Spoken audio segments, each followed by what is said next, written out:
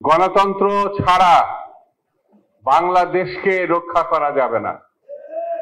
গণতন্ত্র ছাড়া মানুষের অধিকার ফিরিয়ে দেওয়া যাবে না। এই জিনিসটি বর্তমান সরকারকে মাথায় নিতে হবে। এখন অনেকেই বিএনপিকে আমলেই নিতে চাচ্ছে না।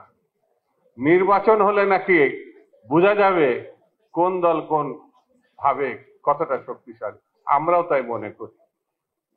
আমরাও মনে করি নির্বাচনটা খুব জরুরি।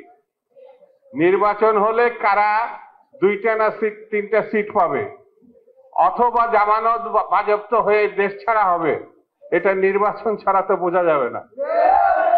কিন্তু কায়দা কৌশল করে সংস্কারের নামে, বিচারের নামে আরো কি কি সব ফিতনা বিষয় সামনে এনে নির্বাচনটা কিভাবে ঠেকানো যায় সেই বিবেচনায় সামনে। আমরা মনে করি আগামী দিনে জয়নাল ফারুক সহ বিএনপির উপরে যে অত্যাচার হয়েছে তার প্রতিশোধ নেব নির্বাচনের মধ্য দিয়ে, বিএনপির বিজয়ের মধ্য দিয়ে, বিএনপির সরকার গঠনের মধ্য দিয়ে। পাগলও বোঝে কারা আগামী দিন ক্ষমতায় আসবে।